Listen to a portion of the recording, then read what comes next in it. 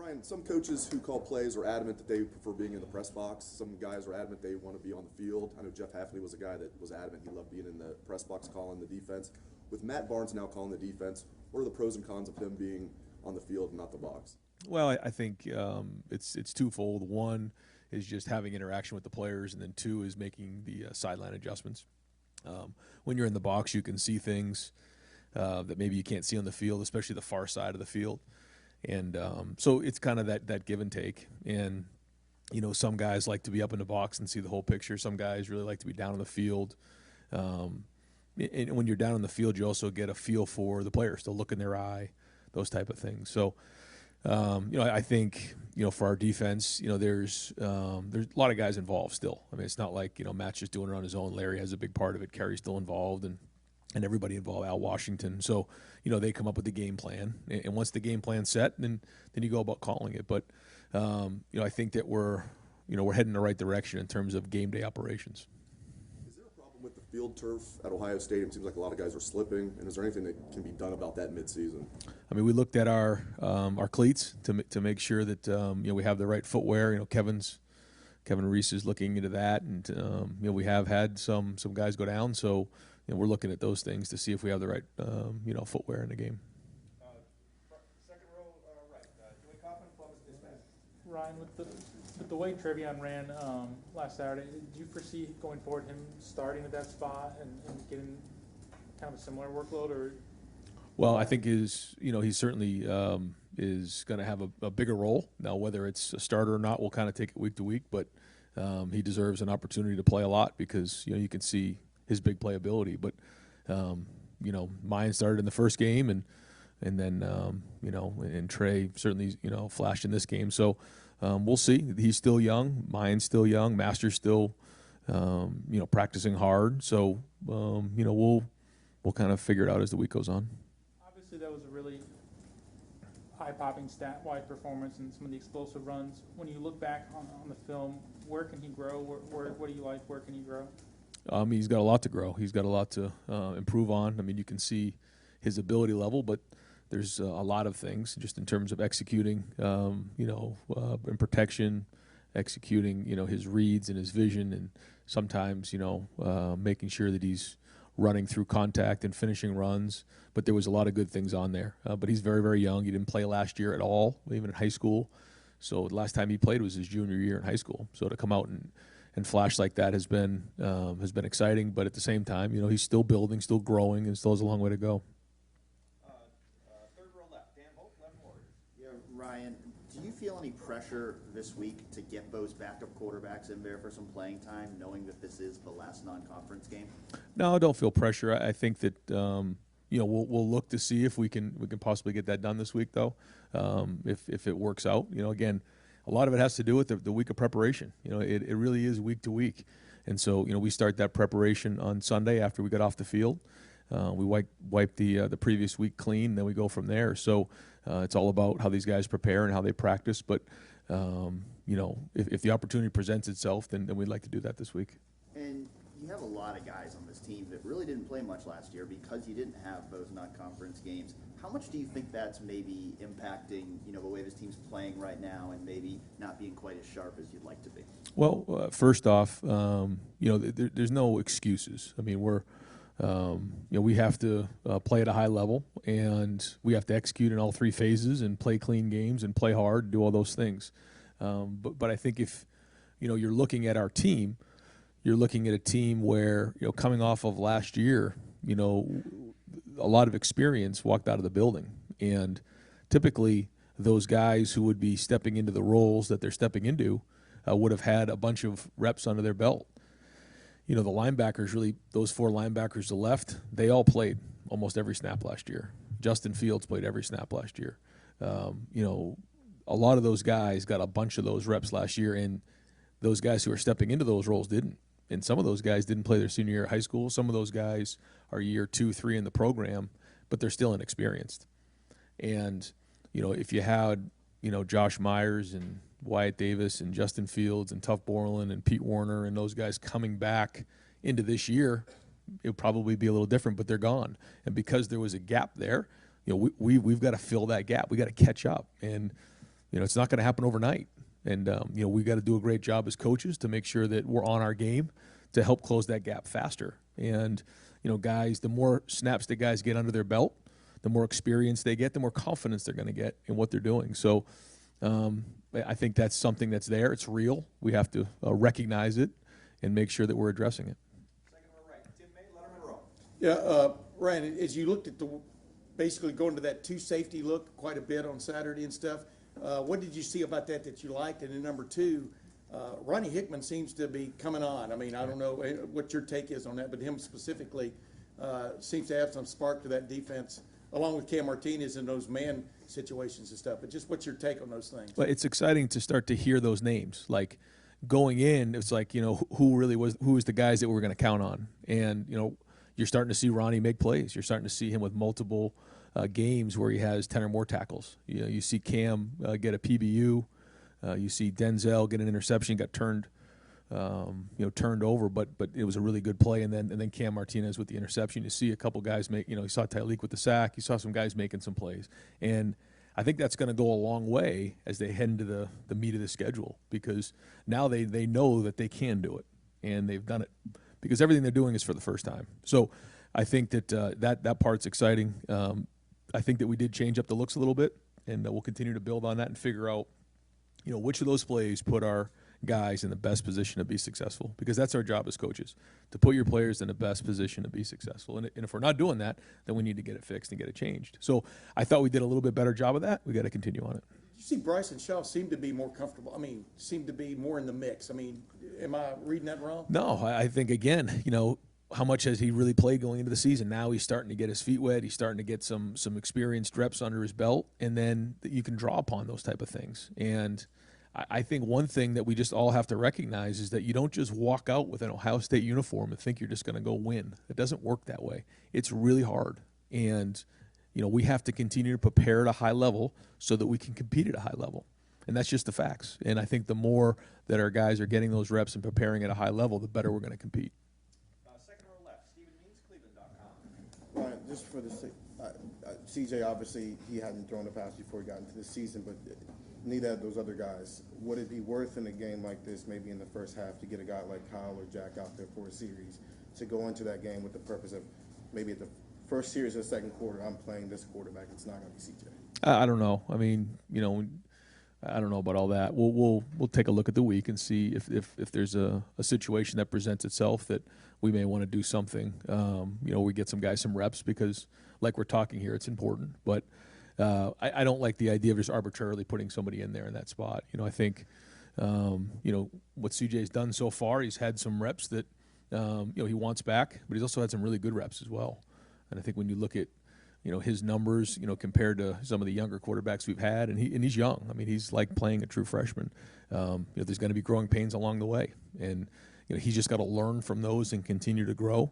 And those other quarterbacks have to keep coming, and if they keep practicing well, then they'll get an opportunity. Right next door, Stephen Means, Cleveland.com. I'm sorry, Nathan Barrett. There are a lot of questions. They're hard to tell us apart. Yeah. I get it. We both have red hair. With CJ, him talking about being sore after the game, just how do you sort of manage that during a week, and while also getting him the reps and stuff that he needs to keep developing? That's a challenge for sure.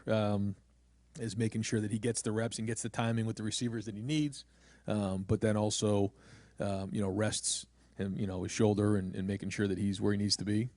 So there's something there for sure that we have to continue to work through, and it's something that we're talking about a lot and trying to figure out. From your perspective, why has there been such a lack of pressure, seeming lack of pressure from the defensive front? Is that just guys not winning one-on-one things? Is it schematic things that aren't coming together? What are you saying? I think a little bit of both, but I agree with you. It needs to improve. When you play with a 4-down front, you want to see disruption in the backfield, and so we're going to continually work on that and try to find ways to put them in the best position to be successful. But pressure does help. But like you said, there are some one-on-one situations that we just got to do a better job executing, and it's twofold. I think when the secondary is covering and making the quarterback hold on to that ball a little bit more, then that allows those guys to get home. I think we did cover pretty decent the other day, and so that's something that we'll spend a lot of time on this week and trying to get that fixed. Second row middle, Bill Rabinowitz, Columbus Dispatch. Yeah. Ryan, what is Kerry Coombs' role right now? Because you think if he went up to the booth, and that would give him that bigger view to be able to call the plays. It just seems kind of, what is his role, and how is he taken what is perceived to be a demotion? Well, he's a professional. I mean, he's an Ohio guy. He has a lot of pride. He's a tremendous coach and has an unbelievable record in terms of being a head coach. When he was in high school, and then certainly when he came here. And the guys he's developed and what he's done and been part of national championships, and he's proud. He's a proud Buckeye, and so he's done an unbelievable job in the last week of, just pushing forward. And I got a lot of respect for him, and he loves this place and wants to win, and he's working hard. He's still a big part of the defense, and still has a lot to do with it, and still sees everything through the eyes of the coordinator. We've readjusted some roles, but he's done an unbelievable job of being a pro and working through it. And the talent level on this team. You also know the inexperience on this team. Is this team where you thought it would be after 3 games? Are you disappointed? Are you pleased? Where do you kind of I didn't have many expectations because there were so many unknowns going into the season. There were so many guys that had, and we talked about this in the spring. We talked about this in the preseason. And now here we are of just guys that hadn't played. And, you do the best you can in practice to prepare them, but until they're actually in a game, you just don't know. And so I didn't know what this year would bring. And here we are in a whole new journey. This is kind of, brand new for us for having such a young, inexperienced team and working through this journey to the end of the season. It's still early on. And, I think, we're going to be steadfast in getting the experience that we need, but then also forging an identity as a team. What identity do we want to have as a team in this group right here? And so, I didn't know what this would be. I didn't have expectations.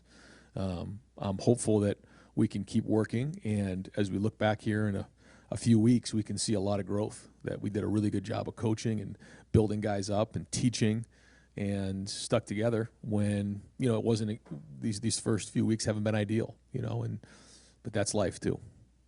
Third row left, Bill Landis, The Athletic. Ryan, I know any defense has stress points and offenses find them, but when the way you guys play zone, where you kind of just drop and play off the quarterback, how much does the lack of pressure kind of exacerbate maybe some of the struggles you guys have playing zone coverage? Yeah, I think it goes hand in hand. There's times where we're playing zone, there's times where we're playing man, and when the pass rush doesn't marry up with the coverage, then that's a problem. So there are times where we're giving a little bit of ground right there, and there's going to be some underneath completions where the ball gets out of the quarterback's hands. At that point, we need to rally and be great tacklers and force them to work the ball all the way down the field and avoid big plays and explosive plays. That's one of the important parts of our defense.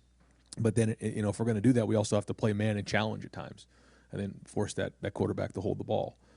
But to your point, all those things only work if we're getting a pass rush with a 4-man rush, and so again, evaluating all of that is on the table.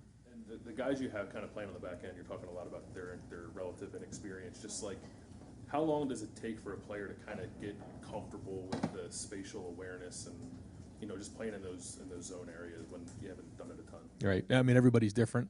I think that the real good ones, they don't need a whole bunch of reps, but some guys need more reps, and that's part of it. And the more you can get mental reps and learn from watching film, from going through the plays and visualizing them in your head. We talk all the time about playing the game in your mind. If you've already played the game in your mind, you give yourself an advantage.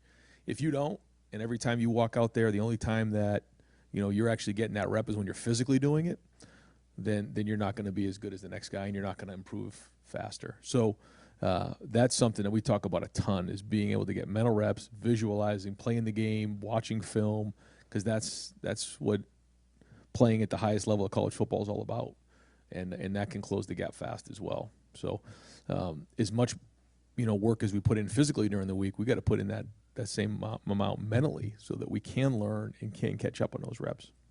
Far left, Jacob Benji, The Lantern. Hey Ryan, you touched on it earlier, but with Travion and Master and the running back depth, how nice is it to have a list of guys who can carry the ball for you to have that depth at the running back?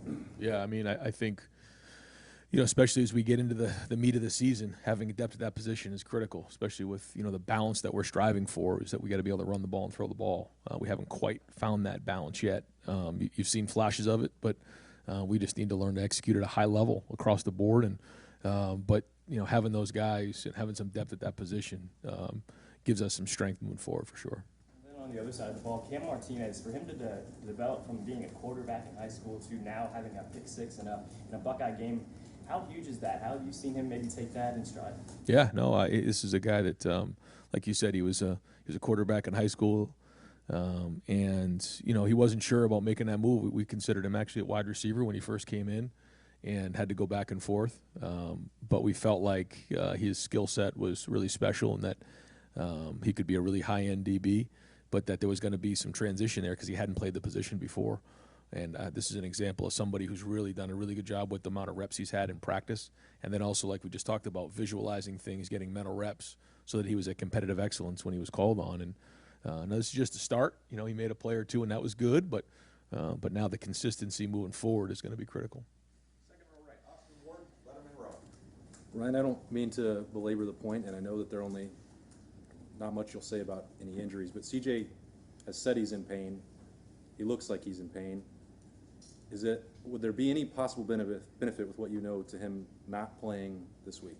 I don't know. I mean, we can talk about that as the week goes on, but his plan is to practice right now.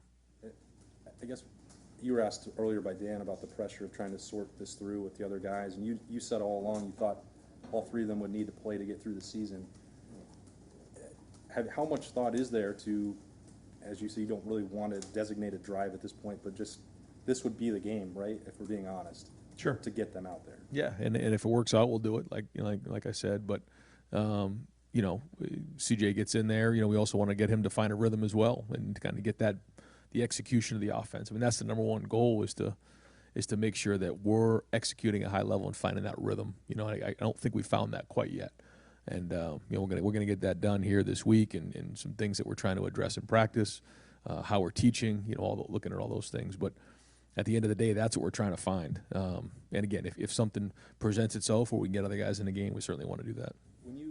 When you've looked at that and you said he's had some really good reps, and we've seen that he's played through pain and been willing to do that and stuff, when the not so good reps are coming or the dealing with inaccuracy, do you think that's tied to the shoulder or the inexperience that maybe you're talking about? Probably a little bit of both. Yeah, I mean, I don't know if you can quite identify those type of things, but sometimes timing and practice and that leads to that. Things like that. But, when you get more reps under your belt and you feel more comfortable, and then you rep it better in practice, all those things add up. So, all things that we're working through with a young quarterback. And, I think that there's a lot of great football ahead for C.J. Stroud. I just do.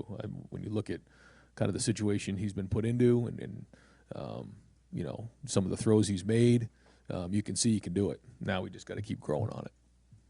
Deep left, Brendan Gulick, Buckeyes Now on Sports Illustrated. Coach, just building on the CJ question there, I mean, you've spoken highly of him, his teammates have spoken highly of him. He obviously works hard and has the respect of the room. But some of the things that we can't evaluate on a box score, his ability to process plays when things are getting fast, how would you assess the way he's grown from that perspective? I think it's been very good. I think he's very intelligent, and he can take a meeting to the field.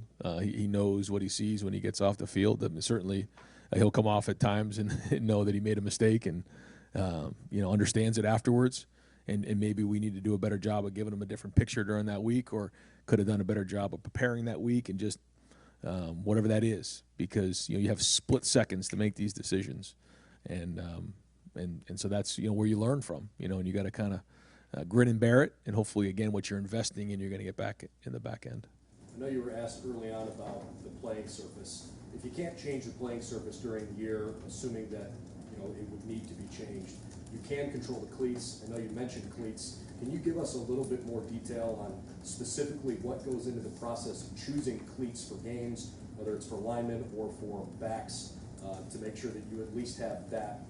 Sure. Yeah, I mean, they have different styles. They have the linemen, they have the kind of the mids, and then they have the speed. And so then the guys can choose from that, and they have the molded ones, or then the kind of the old screw-ins, so the different styles that way, and then based on the surface, the guys decide which is best for them. Third row right, Tony Gerben, Buckeye School. Ryan, when you've got young players who step up like Travion, Tyleek, and Denzel, Cam, how much do you then watch? We all look at the young guys and we see that. How much do you watch the veterans respond to them throughout the week in practice? Yeah, no, I mean being a good teammate is something that is very important, and being a Buckeye and being proud to be part of the team is so important. And whether it's an older guy or a younger guy making plays, the better teammate you are really does matter. And so we've been talking about that a lot. You come to Ohio State sometimes because of your goals personally that you have, but then once you're here, you're part of the brotherhood, you're part of Buckeye Nation, you're part of what is bigger than just you, and that's why you play so hard, is for the guy next to you. And that's the message, and obviously, yeah, we look at that big time. If you see a response that you don't like, do you right away, or do you see how long it goes? I mean, if there's something we don't like, then there's a conversation that's had, yeah. But for the most part, I mean, guys, they're pulling for their teammates. There's a lot of pressure on these guys. I know that they have parents and they have family and they have media and they have different people who have certain expectations. And if maybe they're not meeting some of those expectations, boy, it's hard for them. And there's a lot of things that coming at them right now. Certainly with name, image, and likeness, with the one-time transfer, there's just a lot going on, and what you could call a lot of noise. And so, they have to filter that out, and that's where, when they're in this building, we kind of call it the sanctuary, it's safe from all that stuff that's outside, and that we're all in this thing together, and that's why you play so hard. That's the idea. Fourth row middle, Pat Murphy, 24/7. Ryan, you've said when things go wrong, you look at coaching, scheme, personnel. I think we saw a little bit of all three of those things with changes you made, but has any one thing stood out these last two games when you've looked at the film? Yeah, if it was one thing in one area, yeah, I would say yes. I think it's a little bit of all three, is finding the right guys in the right spots, which I think we made some good progress on. I think the scheme has been good at times, but I also think it could be better. And then the same thing with the coaching. I think that there's times where we can do a better job coaching it, for sure. And so we got to tighten up in all those areas. You mentioned identity and still looking for that.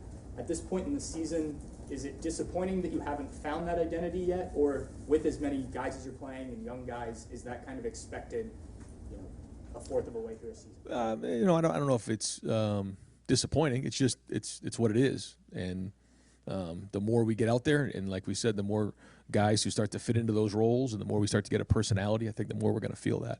I think I have a really good idea of what it's going to be. I don't think we're that far off. Sometimes it feels like we're really far away when we're not. And so we'll just keep pushing forward. But we also can't be fake. It can't be like fake confidence. It's got to be real confidence, because we're going to get into conference play here really soon, and it's going to get real. Over far right, Clay Hall, WSYS. You talked about just because you wear an Ohio State uniform doesn't mean you can roll it out there. This might be the kind of game, I don't know, that you could roll it out there. How do you make sure people play to the standard and that they get value out of this game going into the conference? Well, I think it's just exactly what you said. I mean, I don't really ever think that, it's about anybody who we're playing. It's always been about us. I don't think maybe than once, where we were just beaten. Every time we've lost a game around here, I've always felt like it's been us. So it's always a standard about who we are, and it's been about us and being the best version of yourself. Our culture is built on one term. I'm going to talk to the team about that today. It's fight to become the best version of yourself. And we this week, that has to be the focus. Nothing else. Simply be the best version of you, the best version of this team that we can be. And if we do that, then we take the next step forward. How do we do that? And it's a fight. It's not easy. You got to prepare at the highest level you can possibly, prepare at, and then go put it on the field again. Because that's the test. How well did you prepare during the week? Depends on how you play on Saturday. Front row right, Dom. Coach, you mentioned the pressure these guys feel. No one has it more than the quarterback at Ohio State. Everyone in the state knows who he is. They talk about him. How do you feel he is handling that? And, you know, the great ones, for whatever, you know, they have it. Yeah. Do you see that in CJ? I mean, I think it's a work in progress. I think that there's, like you said, a lot of expectations and big shoes to fill. And I think in certain ways he's done that. In other ways, he's still trying to figure that out. I mean, that's just real. I think he would tell you that as well. But, that's part of this position. And we knew when we wanted to go down the road of having young quarterbacks in this program that it would be like this. But if you can get through this part of it, if you can get through the growing pains, if you can get through understanding the expectations of walking into the shoe and playing in front of millions, then you got something for a long time. What do you say to him as far as pressing? Because that's the last thing you want. Because with a quarterback, especially on game day, and you can try to simulate it all in practice, but you got to make good decisions. Yeah, I mean that's playing quarterback. I mean the guys who come here, whether it's CJ or Kyle or Jack, all the guys that have come before, Quinn's, they came here because they want to be the quarterback at Ohio State, that they want to go on to have possibly a career in the NFL. Well, if you want to go play at that level, this is part of the deal. And it doesn't make it easy, but it's something that you have to embrace and you have to understand and have a plan for it when it goes good and have a plan for it when it goes bad, because it can be equally as bad when things go well. You start reading your press clippings. Something that doesn't go well, you start to hear some of the criticism. So goes with the position, and it's just something you have to learn, and it's hard to prepare for, though. Got time for just a couple more. Far left, sorry I don't know your name, but I think it's Buckeye Sports Bulletin, please. Yeah, Coach, I know that you've made a couple comments now about the turf and about how you guys are looking into changing your cleats. I also know that in 2007 that when the field turf was installed, they said that it would be at its peak performance for 10 to 12 years. Now in 2021, what are your thoughts on the turf? Up until just recently, I hadn't really given it much thought. And I'm gonna just trust the experts on this thing, and it's hard for me to tell, and I'm just gonna kind of refer to them and listen to them. So many other things on our plate right now that I'm trying to figure out, but certainly it's something we're looking at. Were there any conversations that you were having with the athletic department about getting new turf in place? Maybe before COVID, was that something that was a casualty or a cut from the cost? No, I had never had any conversations about that leading up to it, no. And I can give you guys all an update. This turf was installed in 2014, so we're in year 8 of this turf on our home field. The plan is to replace it next year. We're also going to replace indoor turf next year, and the typical lifespan of this turf is 8 years. So we're in year 8. We're going to close out our questioning today with 4th row middle, Doug Lamarice, Cleveland.com. Ryan, I'm trying to think. I think the last time we got an update on Quinn Ewers was at the end of camp, and he was sitting out a couple days for physical rest. Just how's he progressing? Is he running scout team? What's he doing in practice? How's he coming with the playbook and his adjustment to college? Yeah, it's. I think he would tell you that it's been hard for him. Kind of jumping into this thing during the preseason, and then being out for a little bit of a stretch, and so we're trying to get him, as much information as we can, but there's a lot of catching up to be done there, and he's trying. He's working at it, but once we get in the season, it's very, very difficult to get guys to catch up and get them the reps because, we need to get the guys reps who are going to play in the game. Does he throw at practice? Does he get to do that? that? Yeah, he does, and he'll get a few reps, and he'll get some reps today. But I can't sit here and tell you he gets enough reps to be able to prepare to play in a game right now. It's really impossible once you're into the season to give somebody reps, and these guys, these quarterbacks, these young quarterbacks, they need as many reps as they can just to get ready to play in the game. And so when we try to figure out ways to get them a few things after practice and get some work there, and certainly individual. All right, so I'll try to ask this as succinctly as I can, trying to wrap up all the quarterback questions you've got. You have a talented young quarterback who's starting for the first time, who won a competition through April and August. He's dealing with the shoulder thing. It's certainly affecting him, but you're trying to have him play through it. You admitted there's growing pains. You'd like to get to the other side of growing pains. But you also have 2 other young, talented quarterbacks who haven't really ever gotten a rep. What is it like trying to balance on that? Because personally, I think it'd be great to see just Kyle and Jack and what they would do out there given a chance.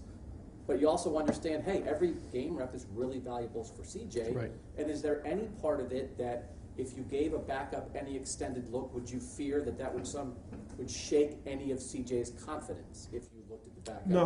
No. That whole picture. Yeah, no, I don't think so. I mean, I think you summed up just the whole situation really well. And again, this week we'll take a look at the circumstances and see if it makes sense to have some other guys take some reps. To your point, I'd love to get some of those guys in there and see what they can do. Hasn't really come up yet, and I don't think we're there. But again, this week, and we'll look at CJ, see how he's feeling, see how practice goes, and then we'll see based on the game and how things, how the opportunities arise. If we get those guys in there, that would be great, because like you said, it'd be great to see those guys. They've been practicing, but they really haven't got a lot of reps. It feels like it can be extra complicated because you have multiple good young quarterbacks, but it also seems like you've sort of said, I like having multiple good young quarterbacks. Is this just the reality of that, and you're happy to deal with that? Yeah, I mean, I think, someone said, boy, that we have a really hard, problem because we have so many great young quarterbacks, and well, we have to find, the quarterbacks who can play. And, one thing that wouldn't be good is if we didn't have any quarterbacks, and that's a problem. Having good young quarterbacks is not a problem, but finding, the amount of reps to give those guys in game, that is a challenge. And certainly those guys understand it, but the better they practice, the more opportunities they're going to have. And that's, you guys don't get a chance to see practice. I know you guys don't want to see all those guys play, but we see practice and we see what happens. And CJ's practiced very, very well, and he's played well at times as well. If those guys want to play, they have to practice well. They have to prepare every day because they have to gain the confidence of the guys that are in that offense, and that's part of it. And so, the minute you can start to put that in practice, you're going to get more opportunities in a game. That's just how it works. So you don't just walk in and deserve reps. That's not how it works. You're welcome. Coach, thank you very much. Could you give an update on